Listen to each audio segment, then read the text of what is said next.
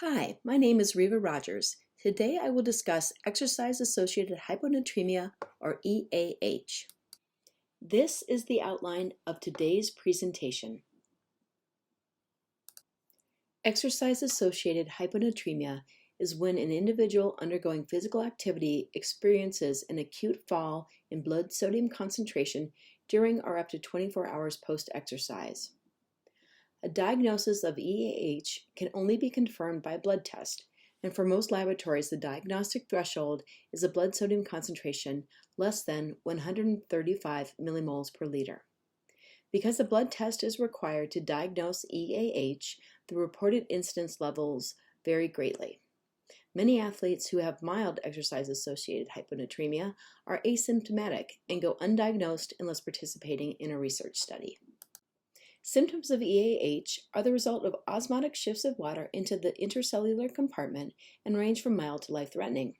In mild cases, athletes may experience dizziness or fatigue, become lightheaded, feel bloated or puffy, or have slight nausea. However, contrary to popular belief, some, but not all athletes who develop EAH experience weight gain. As EAH becomes more severe, athletes may develop headaches, become agitated, or experience more severe nausea and vomiting or muscle cramps. Individuals with severe EAH may present with altered mental status, that is, they may be confused, irritated, or delirious. They may also have pink, frothy sputum or develop seizures. Extreme cases have resulted in comas and death. Just in case your memory of high school biology is rusty, let's do a quick refresher. Osmosis is when a solvent, in this case water, moves from a low concentration of a solute to a high solute concentration to equalize concentration levels.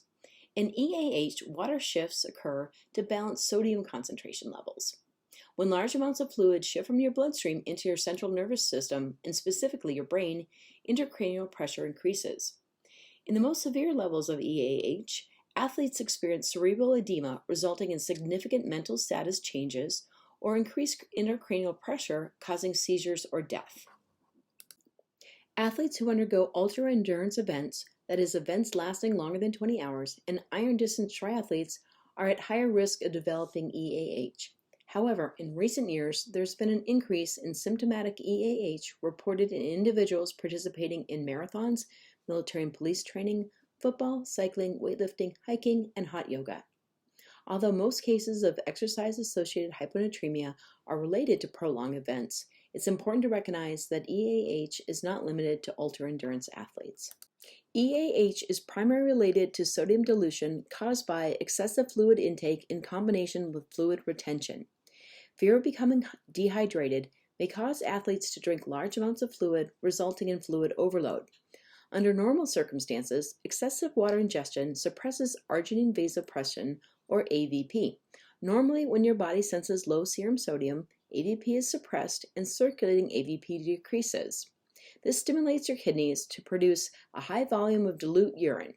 When AVP is increased, the ability to produce dilute urine is impaired, resulting in fluid retention.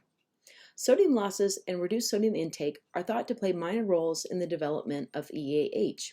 While under-replaced sodium losses do contribute to changes in serum sodium concentration, there's a lack of data supporting sodium loss as a primary mechanism of symptomatic EAH, even in those who exercise for prolonged periods of time in warm weather.